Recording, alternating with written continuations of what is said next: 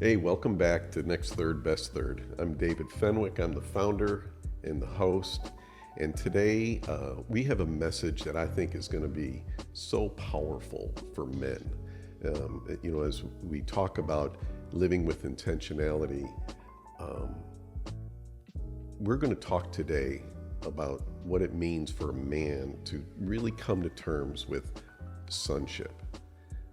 For us to be the best version of ourselves, for us to really be the men that we're supposed to be, men who are impacting life and leaving legacy. So many of us have to, I think all of us have to come to terms with what it is in our lives. How are we as sons? How did we interact with our fathers? And how do we then interact with other men? And so my good friend Tyson Morlett is back with us today. Thanks Tyson, for having me. Oh man, So I love good to be having back. you. Yeah, I'm so excited. Tyson has been really digging deep into just this whole idea of a man coming to terms with sonship. And I heard him speak at a gathering, and I was so moved. I said, "Man, we've got to get you here, and we got to expose this to all of our followers." So, why don't we just start digging in right away Yeah. with what you've been exploring? Yeah, well, I mean, this is a work in progress, so I'm really excited to have Yeah. this conversation just to kind of flesh it out and Right. start to kind of, it's like it's got my attention, but it's still in the ethereal, can't fully grab onto Sure. it. So thank you for being bold to just let me spitball some things and interact with them. Oh, that's great. No, I love this. I love that we can do this and just as a group, all of us together kind of Yeah. explore this and see Well, what. this conversation actually personifies exactly what I think needs to happen and what is missing as we're digging through the idea of fatherlessness. And fatherlessness it's an epidemic in our culture. Yeah. In fact, America leads the world in fatherlessness. And so, I think it's something that needs our attention. It certainly has mine right now for whatever reason. Yeah. And so, it's something that I want to talk about. Great. I think as men, we take on all these mantles of responsibility, these titles, employer, manager, boss, father, husband.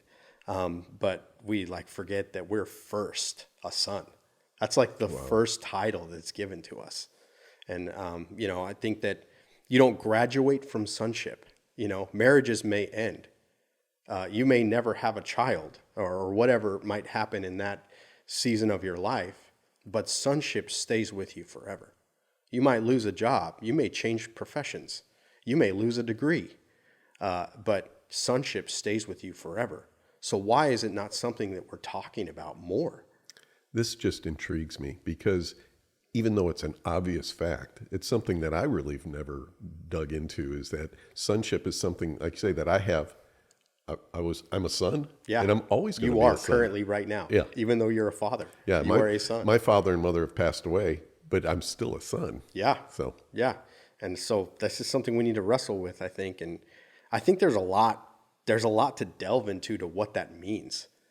I think we think of son as, or at least I do. Son means that there was someone who came before me and imparted DNA to me. And that, if that's as far as it goes, then that means that everything that happens in your family of origin is stuck in your family of origin. And it's doomed to be forgotten. When in fact, I think that what happens in your family of origin actually not only influences, but it is directly writing your future. It's authoring your future. And so I think understanding sonship, coming to grips with sonship, being willing to even argue about it and debate about it, I think is the path to truly understanding what sonship is, and therefore what fatherhood, husbandry, not as taking care of horses, but being a husband, being a manager, being an employee. I think it's all wrapped in this idea of sonship. this is so interesting because I can kind of see where this could be going a little bit. And it's really not focusing, because it's sometimes it's easy when we get here to talk about father issues. Right.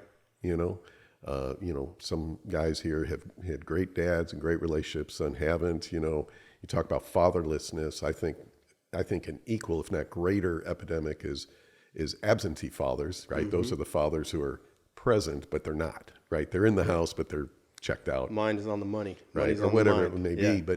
But this conversation I can see is really going not as much towards that is what defining a son and exploring and mining it out for ourselves, right? Right. Well, I think a lot of things about this, but I guess a good starting place is to understand, at least for me, that my father here on planet Earth is a flawed human being who was passed down trauma from his father that his father received from his father. And this goes back generations before me. And so for me to have the audacity to hold my dad accountable, my earthly dad accountable for his shortcomings as a father, means to damn myself with the same level of judgment. And so I actually think that the first place to try and start is with empathy and forgiveness and willingness to forgive and surrender. And I think really the journey of sonship is a journey of surrender. And I think that that's going to be a main theme as our conversation continues. Because I spent so many years, I spent probably 2 decades being really pissed off at my dad. Yeah. And he was, I have the, the baby boomer. I was a latchkey kid. My dad left at 6:30 in the morning to go to work, and sometimes he took us to school, sometimes he didn't. And I remember as a kid, he would have a mountain of coffee cups where I would sit if I were in his car, and they'd be all moldy and crusty, and it was so symbolic of how busy his life was, Mm-hmm. And I remember moving those and him being like, "Oh, sorry, that's disgusting," but it being this like metaphor for our relationship in a lot of ways, And I remember, I wouldn't see him until it was time for bed, Right. for dinner, whatever. Yeah. And during that time, what I was learning from him was that, a father is someone who is ensuring safety and security, but who's not present for soul. Yeah. And so I spent probably 20 years pretty mad about that. Yeah. And, the book I wrote, Wed into War, the whole premise of it is don't go work and toil the ground and bring forth fruit by the sweat of your brow and the blood on your fingers if it means sacrificing the soul of your wife and children. Mm-hmm. That's really the premise of the book, right? Right. And that book is written out of pain. It's not written out of empathy. I'm saying don't be like what I experienced, right. Instead of, the book that I'm working on now is called First the Son. And it's this like, okay, if Jesus said, just judge not lest you be judged. And we stop there, right? Judgment is bad. But he doesn't stop there. He says, for whatever measure you judge, that judgment will be judged back to you. And it was an aha moment for me. Like if I'm going to judge my father for his shortcomings as were passed on to him, then I am also rendering the same judgment upon myself. And I'm putting myself under the same microscope, ultimately. And I'm a flawed human. Right. As hard as I'm trying, right. I know that there are going to be pains that my kids carry because of ways I haven't been around. I think it's pretty common, right, to have a father who was busy. My dad, the way he showed love to us was he provided. Yeah. But he was totally checked out. I mean, he was too busy and too tired. He didn't. I used to say, like he didn't go to my games. He didn't participate at all. And so I took this attitude. I wasn't angry at my dad, right? I didn't have that. But what I was not going to be like that. Right. So my thing was, I was going to be different than my dad. And then I just had a conversation with my daughter, Anna, that and she was talking to me, and it really, really hit me because she was saying, Dad, you were my father, but you were also my pastor because I was pastoring then. Right. And then when she got older, I employed her because I had a business. And she said, and was confusion sometimes of who the man was that she was dealing with. And so, is this dad or is this pastor? Right. Yeah. And so she, by decision, ended up kind of pulling back and not coming to me on some things because she wasn't sure who she was going to get. And so in some ways, I mirrored my father, just more sanctified, so to speak, right? Yeah. And yet I repeated the sins of the father. Right. It's that old metaphor. It's like, when I was riding a motorcycle for a very short season of my life until my wife decided no, not anymore. But I remember learning in motorcycle school, whatever, that if you focus on a hazard in the road, that you will steer there on accident, And so it becomes a self-fulfilling prophecy. Yeah. And so when we focus on the shortcomings of our Father, or focus on avoiding them rather, Right. because you're trying to avoid hazards in the road, right? You actually indirectly steer into them, on accident. Wow. Which is, I think, a powerful motif to realize is, and really, when I had daughters, because I have 2 girls and a boy. When I had daughters, I kind of looked in the mirror and said, I need to get my body in shape. I can't be this flabby guy anymore. I got these beautiful girls, I need to be able to defend. And I want to strike fear in the hearts of young men who might want to come around them. And so, I did. I lost 40, 50 pounds, and I started hitting the gym regularly and eating better, and made that change. And when I had a son, I was like, I got this. I'm in as good a shape as I've ever been. I'm ready for this. And it was like this smack in the face of, now it's time to work on your heart and your soul. Yeah. Because when my son was born, I'm still steeped in addiction. I'm still numbing with alcohol and other things. I'm still addicted to my cell phone and addicted to not being present, even though I'm also pastor, Ty at the time, and supposed to be having my head on straight. And the book was already, what went into war was already out. And it was just like, it was, I guess it was one of the first aha realizations that, like, I've held my dad to this fire for so long, not understanding that also holds me to that same fire.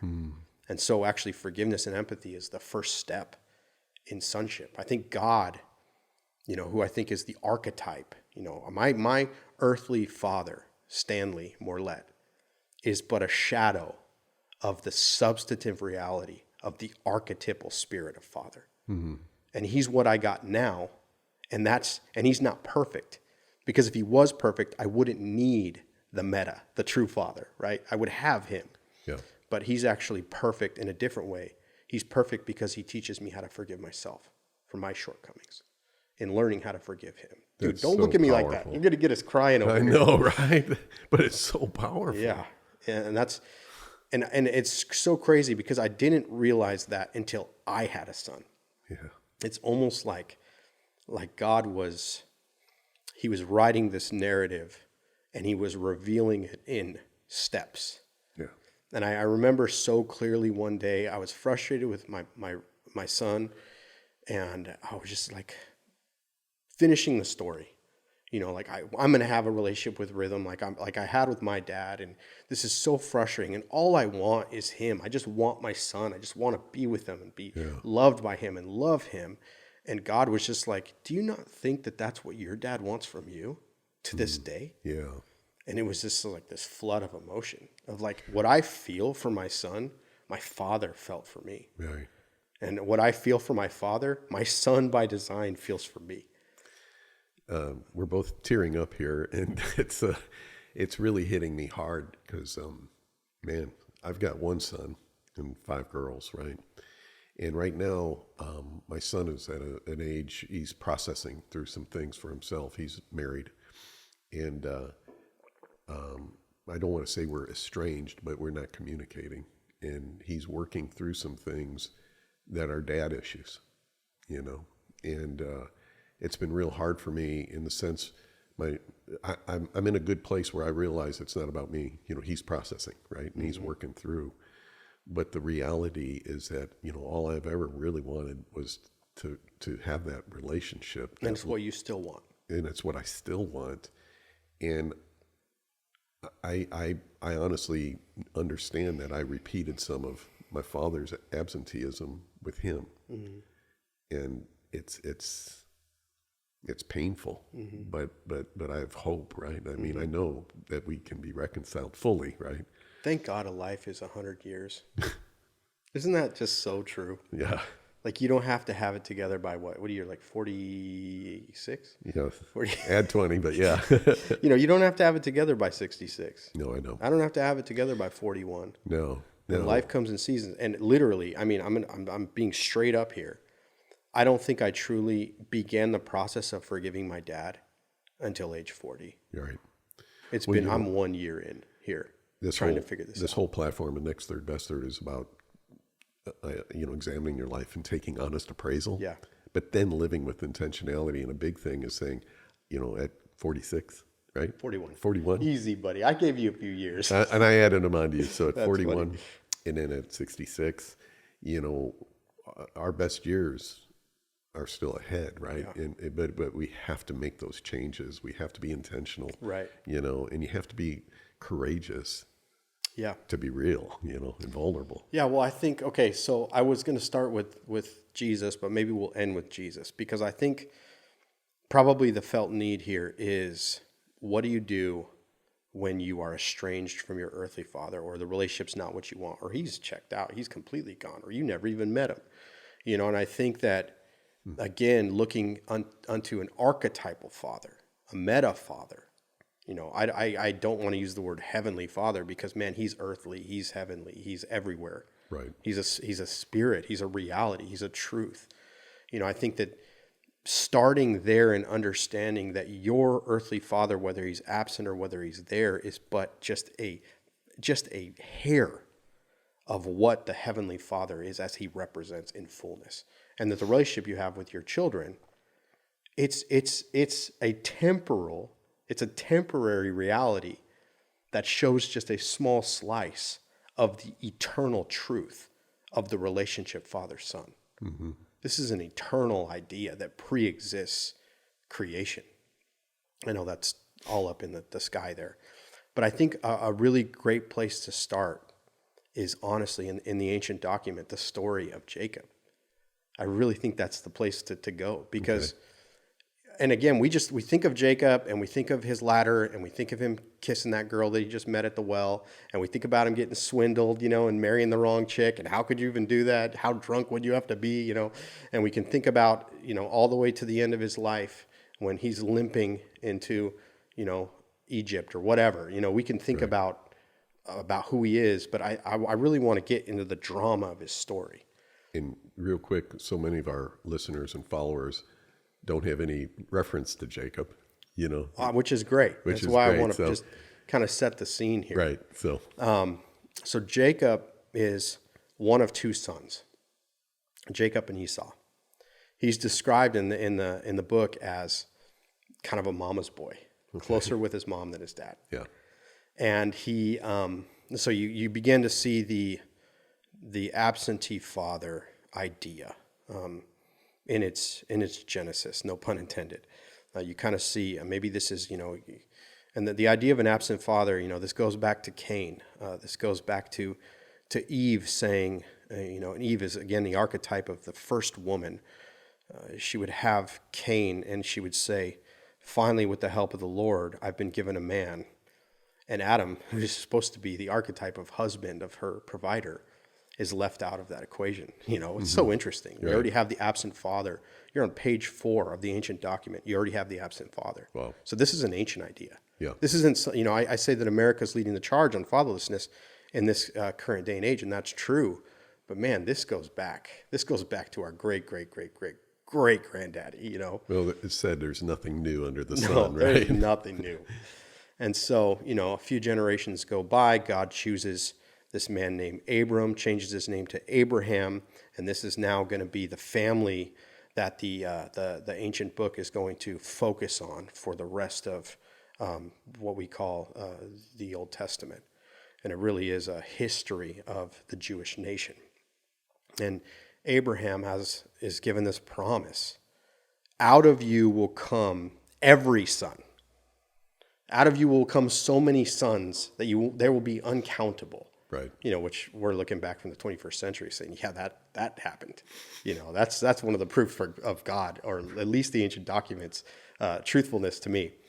But anyways, he has this promise, but how many sons does he get? He gets one, right? In his old age. And this one is the father of Jacob. And he only had 2. And so this is really an interesting idea to kind of wrestle with. God is always doing something from humble beginnings and small beginnings. Yeah.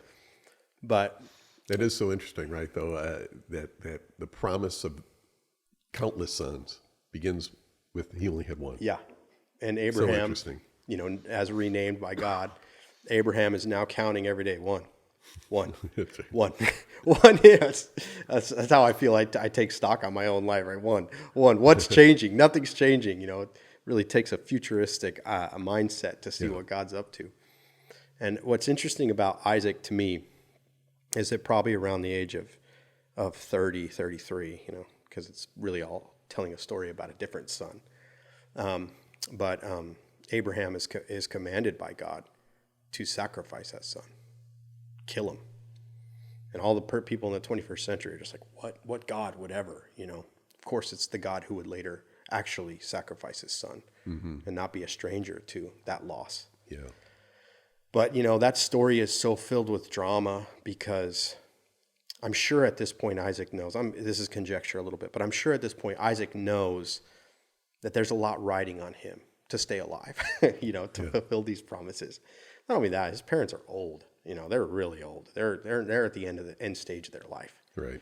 And so there's a lot of pressure on him to be the guy, that really kind of takes care of this family from now on. Because I'm sure his father told him the promise. Oh, yeah. Or all fathers tell the son the promise on accident. Right. And what's the promise look like? For me, my dad was like, I would really like for you to be good at sports. And I would like for that to be something. And I would like to go to games every weekend. I would like to watch you win. And it didn't take long for him to realize that probably wasn't going to happen with me. I'm like a musician, artist, know. And so, we're all placing the promise on our kids. Right. And that really is the first part of misunderstanding what that promise was. Yeah. It's just the same thing as we're jumping all around. I'm sorry. You can try and set me straight best you can.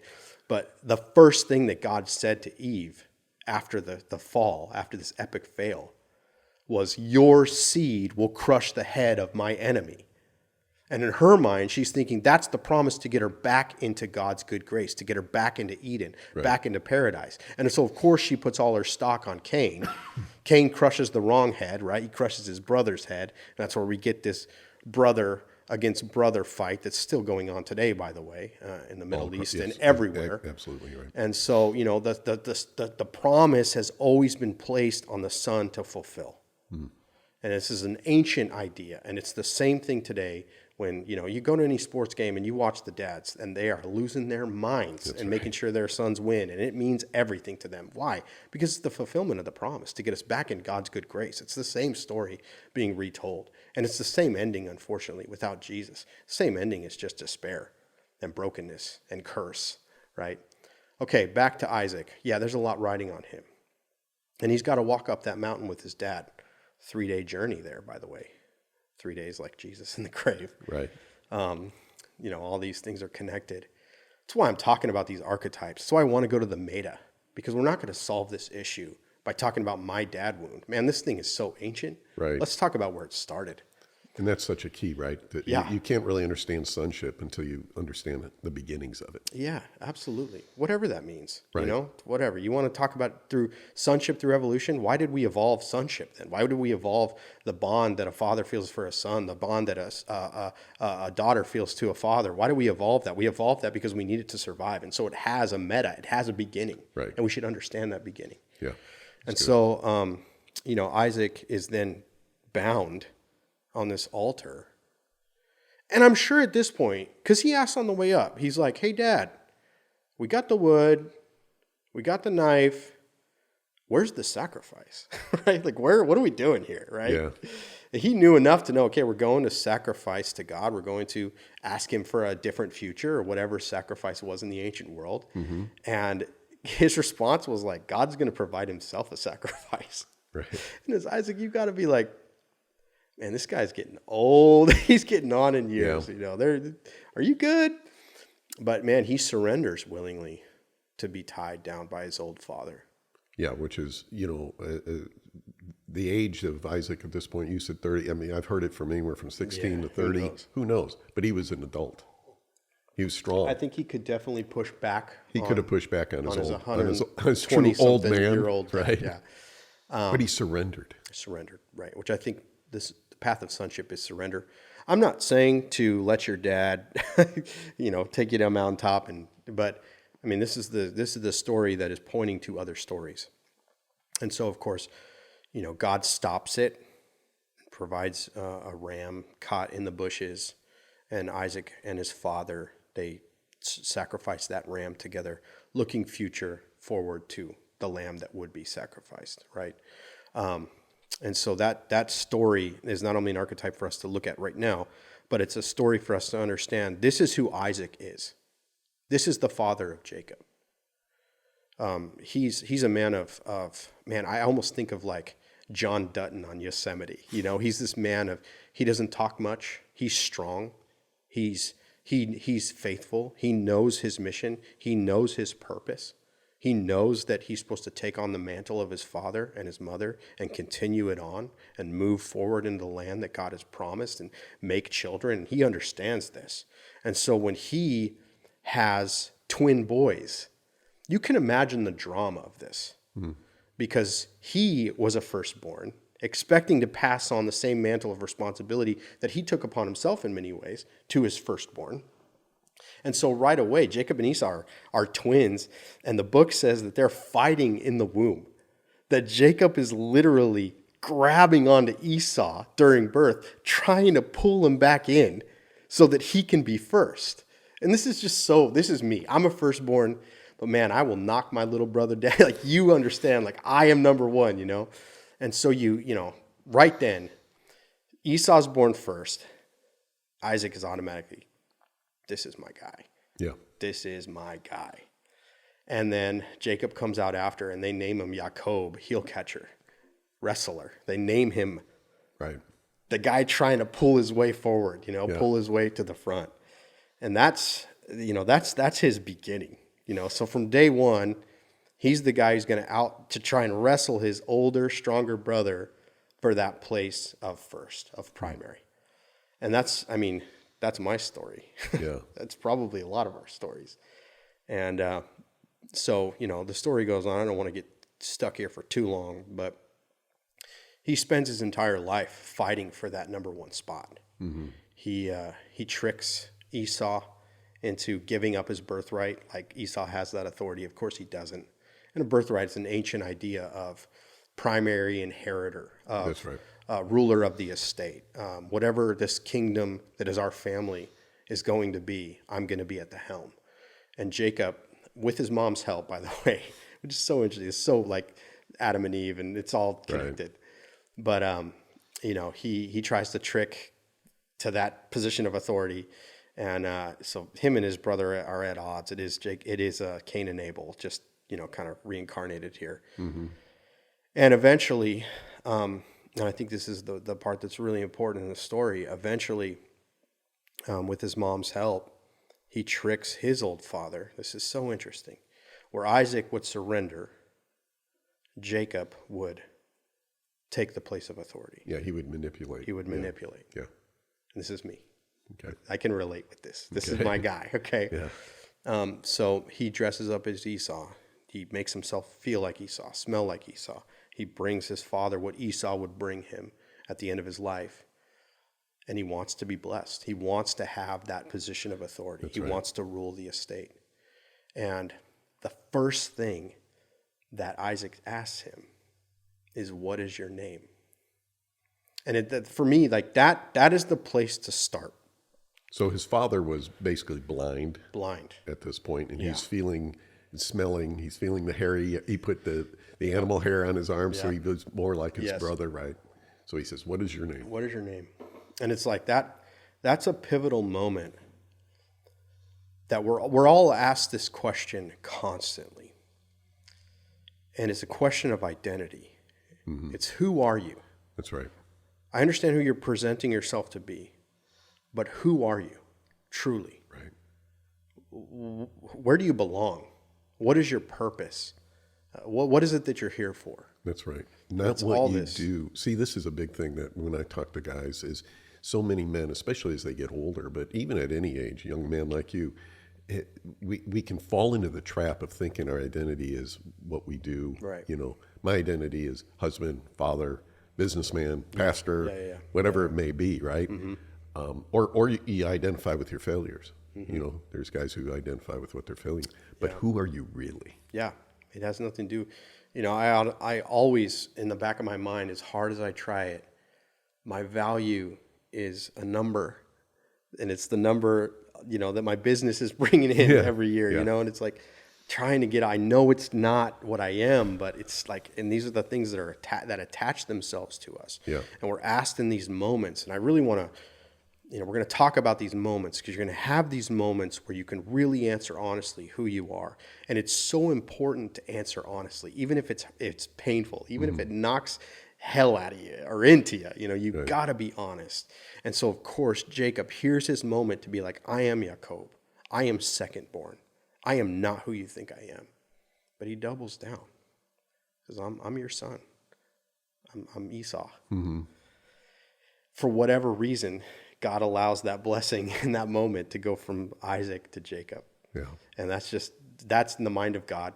Right. I think it's so that guys like me who are estranged from their dad or working on a relationship with their dad or don't have a dad around at all, man, it is our understanding that we can reach the archetypal father, which is kind of where the story's going. Okay, fast forward. Jacob goes through the rest of his journey wrestling with everyone he comes in contact with. Yeah. And he's swindling everyone. He's manipulating his way. He's living up to his namesake. He's living up to his namesake. And it's interesting. He's on the run. Yeah. What a blessing, right? What a blessing you received. Yeah. He's on the run. Esau's still actually at home taking care of the estate. You know, it's all a trick and a trap at the end of the day. Right. You know, and what I love to get to is now it's been decades. It's been at least 15 years. You know, whatever. And he's got his two wives now because he got tricked into marrying two women, and he's built himself a nice little, you know, whatever. You know, he's by all accounts he's wrestled and he's winning. He's a wealthy guy, successful. He's a wealthy guy, right. Yeah. Estranged from everyone he loves, but you know, he's making it. And his scouts come and say Esau's a day out. And because we've got these women and we've got these cattle and we've got these children, we're not going to be able to outrun him. He's going to get us. Okay, Esau's coming after him. Yep. Mm-hmm. And Jacob is pinned between these two rivers, and he sends his wife and his children and his livestock across one river, and he sits at this triangle of these intersecting rivers, ready to finally pay the piper. Right. Finally come to grips with all the lies. Right. You know, and this figure attacks him. In his mind, this has got to be Esau, right? He finally caught up to me, and he's going to do this one-on-one. You know, he's going to end this one-on-one. And throughout the course of the fight, he realizes this isn't Esau. I don't know who this is. And then throughout, they fought for hours, right? Mm-hmm. Is what the book says.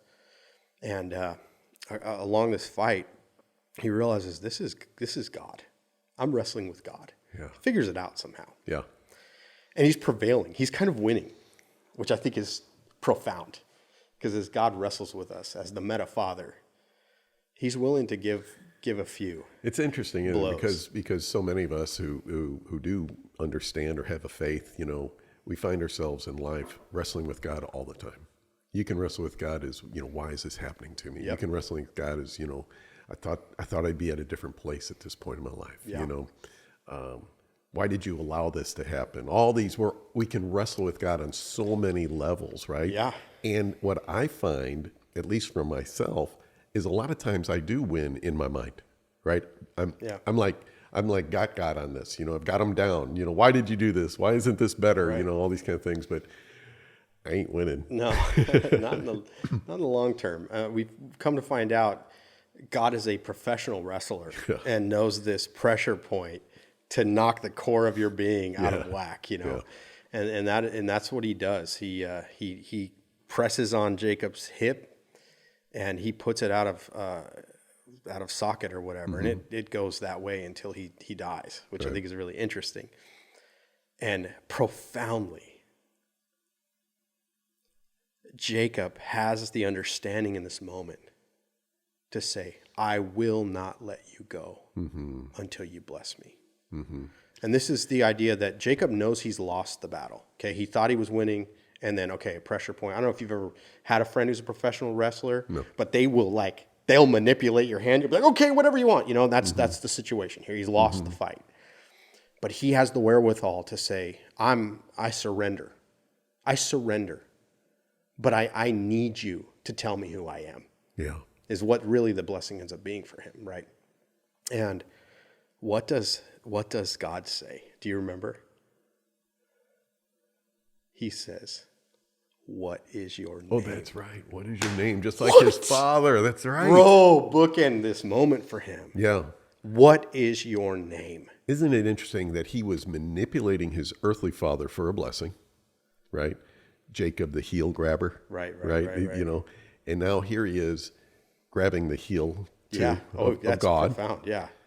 And he wants the blessing, but this time he's not manipulating. He's crying out saying, I have to have this. It's full surrender. Yeah. It's full passion. It's full emotion. It's the true self. So his earthly father says, what is your name? And he lies. Yeah. He says, I'm Esau. Right. God says, what is your name? And he says it. He tells the truth. And that is Jacob the moment. The manipulator. Yep. I'm Jacob the heel. I'm Jacob the liar. I'm Jacob the one who. Right. But that's not who he really is. God changes it in that moment. I mean, it is who it's who he was. I mean, I want to think now on this side of history that it was ego. Yeah. And the ego had to dissolve. Yeah. Because we all stand before God, the meta-father, the true father, the spirit of father. We all stand before him without ego. We all stand before him known and fully known. Right. And what's interesting is once that ego was defeated, I mean, God had to crush it, then what's left is someone who longs and pines after his dad and longs and pines to be known as he is, as manipulator, as the one who's been wrestling everybody to get his way, as the one who desires to be first even though he knows he's second, as imposter, as we were talking about before this. And for me, it was like, I can come to God as all these things that I want him to think that I am, but he's waiting and he's willing to wrestle his way through to me coming to him as I am. That's so good. Imperfect, flawed, broken, even devious at times. And that's where he accepts and surrenders back, And so, what is your name? And you're right. You're so right. Jacob finally says, my name is Jacob. This is who I am. You see me for what I am. You've watched this journey. And then God responds and says, no longer will you be Jacob, but you'll be Israel, Prince with God, or whatever that cool name means, who would now be the name of this people group. So he takes that identity, that old name, that identity, which is really who he had been all up to that point. Yeah. And he changes the name. And with that name, he says, this is the promise. Yeah. I'm giving you a promise. I'm giving you a hope. I'm giving you a future. I'm giving you a legacy. Right. And he becomes the patriarch that he always wanted to be. Yeah. And he becomes the ruler of a new estate, not necessarily Isaac's estate, except that Jesus would come through his family now. So for men, kind of bringing this up a little to today, right? For men listening, this idea of coming to terms with our sonship is we need to come to terms with, okay, who have I been all along this? And for, at age 66, at age 32, whatever age it is that the listener's at right now, is to say, I have to come to terms with the reality of who I've been performing as. Yeah. How I've been responding to. Yeah. Maybe my dad issues and things like that. And by coming to that place of truth and of honest appraisal, then we can enter into something very, very different. And I would venture to say we are stuck until we do. Yeah. If God had not met Jacob there, he would be known as something different. That's right. If he had never been able to answer honestly, who are you? And this is where, a lot of us, are like Jacob. We don't have a dad around who I'm going to be able to have this conversation with, right? And so I'm not asking you to go make amends with your father, okay? That's something God's going to do way after this moment in your life, right? what I do want, if I could give any action items here, it's that the Spirit of Father is presenting himself to you through a litany of older men who are willing to wrestle with you, that your ego might dissolve and your true self might be known. Yeah. And so it's those opportunities where you have to lean in and say yes.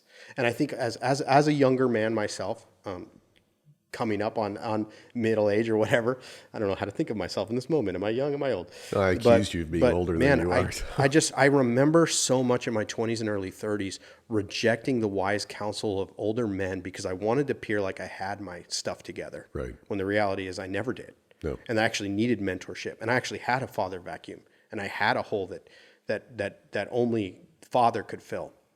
And I let even other people take advantage of that and manipulate me and use me because they could sense that I needed an older figure. And what you really need is someone who's willing to wrestle with you. Yeah. And God is presenting himself. The Spirit of Father is presenting himself to you through older men who are willing to push back on what you're saying. It's critical that we have men in our lives, but the truth that men need somebody older, someone who can really speak into their lives. I challenge guys all the time, older guys. Part of the whole platform is that intentionality about relationships is to break out of complacency and recognize that you have such a purpose at your age, right? A man who's 66, I should be speaking to a man who's 41, right? And looking for the opportunities and offering myself into that, because that's really. Legacy is way beyond just your DNA lineage, right? Yeah. Legacy is all the lives you can impact, and all the future you can impact, and that's one of the beautiful things about this story is it's not just about one nation. No, it's not just about a Jewish nation, the sons of Abraham. No, I'm now part of that. That's right. This thing is a lot. It is innumerable now. It is like the stars in the sky, the sand on the seashore. Right. You can't count how many people have been brought under the sonship of the eternal Father now. Yeah. It's innumerable. I was asked by a friend this week, we were talking, and he said, and he's a bit older, and he said to me, he goes, how many men are in your life, Dave, that you would say that you actually have interaction with? And I said, I don't know, And then I started thinking and just doing a quick run through, and I'm like, hundreds? He looked at me and said, hundreds? And I wasn't like boasting. I was like, yeah, there's hundreds of guys you're one of them, right? Yeah. Who I have a relationship with that I treasure and we value together.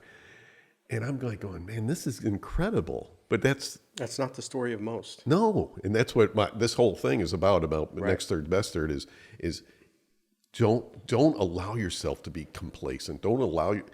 Wake up. Yeah. And I think one of the beautiful things about Jacob's story is that God didn't meet with him and give him doctrine. He didn't meet with him and give him rules for life. He didn't meet with him and correct all of his deficiencies. He didn't meet with him and say, you could have been so much more. Right. He met with him and said, let's fight. Let's wrestle. That's right. Let's be physical. Let's not even talk. Yeah. At the end of the thing, he met with God, and God said 2 sentences. Can you make yourself available to just offer a little pushback to a younger guy? Right. And see if he's willing to spar? That's right. And I noticed this thing. I learned this on the PBD podcast. I don't know if you listen to that guy, Patrick Bet-David. Oh, yeah. He's an insurance guy. Anyways, he's articulate and very smart. But I learned this on his podcast. Maybe I learned it somewhere else. Who cares? But when men talk to each other, they can't face to face. One of them will end up tilting. And so I started to take notice of this and try and assert a face-to-face conversation. And guys will literally be like, don't try and get out of my way. And then today when we were talking out there, you were face-to-face with me. And I remember I was like, I would feel uncomfortable. I was turning. I don't know if you noticed that. Mm-hmm. It's all subconscious, right? And I was turning and I was like, no, we're supposed to be able to talk face-to-face. That's right. We don't have to be side by side at all times, That's right. And so, it's just, even if you can change that mindset, when a guy is talking to me, I'm just going to face him. These are the little things we can start to do to reclaim our sonship. And when an older man is going to give me pushback, or a younger man for that sake, instead of turning or tilting or saying, I don't have time for this, I'm actually going to lean into that now, because what if that's the spirit of the true Father inviting me into a wrestling match that could break down my ego, show who I really am, and then him accept me in that moment. That- And these are little things we can do, right? You can do that tomorrow. You can do that with your boss at work. You can do that with, I would encourage guys to go seek after older guys. Get around people like you who claim to have hundreds of men around them, And I think a big part of our fatherlessness right now is solitude. We know a big part of it's incarceration, which is a physical manifestation of a spiritual reality of solitude. Mm-hmm. These are all connected here. Yeah. And so being willing to be wrestled with. It's so good. Yeah. This is so good. I hate it also. I hate it that this is the path. But it really is. And, as you're talking about solitude, I'm thinking, that is one of the main things that I try to challenge men is to fight against that isolation, And as a man gets older, he finds himself, because he's not as involved in building anymore, building a career or a business and the things shoulder or time, family. the workbench. Right. And so all of a sudden he's left with himself. He's had the Soto interaction, but it was interaction by force. I mean, you had to do it because you're building and working. And now he's alone and he's left with himself. And that solitude, that isolation is incredibly detrimental and dangerous for a man. Yes. And this is why men, when they get older, they get this thing of you just get old and die. Right. Where you reach a point of, in your 50s and 60s, this is when you have so much to impart to people. You're supposed to be stepping into sage. That's right. You're supposed to be doing it. You're supposed to be imparting, even if it's coming from your brokenness, which most of it is. Right. The things that I can share with you at my age, and we've shared it, many times in our conversations, is the screw-ups of my life and the pain of my life and the brokenness of my life and where I am today because of it. Mm-hmm. And hopefully you glean from that, right? Yeah. I mean, honestly, the places I've learned the most from my father was looking at his shortcomings with empathy. Mm-hmm. Because when you look at him with empathy, you actually can feel how he got there and why he made those decisions. And you can see how you're making the same decisions. You just don't realize it yet. Months ago, or when we first got together for coffee that one day, and you were talking, I don't know if you remember, but you said something about embracing your father's failures, embracing the things that you hated about him, so to speak. Yeah. Well, I learned through my own personal anecdotal experience, I actually can't embrace his strengths unless I'm also willing to lay claim on his weaknesses. See, and that's what you said, and that has stuck with me all along because it's like going, there's a redemption there. Absolutely. And that's what we all want. Yeah. And that's what sonship is about. Yeah. Sonship is all about redemption. Yeah, it really is. So it's surrender, redemption. I think step one is, letting your ego dissolve. Yeah. It's so interesting. I'm just thinking through this now. Our ego is developed because of our Father. We're developing it for him to be proud of us, for him to think we're tough and we're strong. Mm-hmm. And that creates a father vacuum. It actually separates us from him because he's weak and he's human. And the dissolving of the ego, it's so essential. It's interesting because, going back to my own son is, and I did it with my father, is you get to a point as a boy growing into a man where you have this desire for your father. True desire for your father. I still do. I remember when my dad, he owned his own business and he would walk to work because it was in a small town, and he'd walk home and grab lunch sometimes. And he worked 2 jobs. He sorted mail at the post office, and then he owned his own business that he ran. And I remember him laying on the sofa taking a quick nap, like a power nap, because he was so tired. And as a boy, I would climb up on the sofa and lay with him. And I still remember the smell and I remember his breath. Right? I just wanted to be close to him. Yeah. But then you reach a point where all of a sudden you get to an age and it's like going, well, we're not close. So there's a disappointment, right? That I wasn't close to my dad, even though it's something I always longed for. And he longed it for me too, right? On some level. But I think that desire for me to that desire to be close, the reality that we weren't, built resentment. right? And that's where I was like, I don't want to ever be like him. And yet, as a little boy, all I want to do is be like him. Yeah. Yeah, I heard this thing. It's like you immortalize your father as a kid. You demonize him as an adolescent adult. Mm-hmm. But we need to get to the point where we humanize him. And if we can get to humanize more quickly, we will have a much better relationship, you know. That's so good. Even if your father is passed, right? Yes. Even if your Because father's the spirit passed. of father is crying out at all That's right. times through these older men, through anybody who's willing to give you pushback, anyone who's willing to, and this goes the other way too. Like, you need encouragement. And as an older man, like, please encourage. You've been such an encouragement to me. Like, you're actually really good at this. And as younger men, be willing to hear it. Yeah. You know, I've really had to learn how to take, like, dude, good job. Because I'm not used to hearing that. Yeah. That's not something I grew up hearing very often. You know, and so, man, when I hear it, instead of letting it inflate my ego, I'm learning how to let it be that I just belong and that I'm accepted as I am, as Jacob, as Tyson, as me, not the me who I've pretended to be, not the facade that I put on, but I'm just accepted as just Ty. You know. Good. So, kind of wrapping up here, the reality of to be the man that we long to be, we need to go back and embrace the son. Yes. The son that we were created to be. Yes. And in that, sometimes it's there's reconciliation, there's redemption, but it comes from surrender. Yeah, right? Absolutely. And hey, this is great, and I am so proud of you. Oh, thank you. You're so great. So I'm learning how to accept that. yeah, you're doing good. You're doing good. Well, y'all, thank you so much. If you do me a favor and like and subscribe and share this, it'll help us get this kind of information, this kind of discussion out to so many who need it. And so join us next time. Thanks again.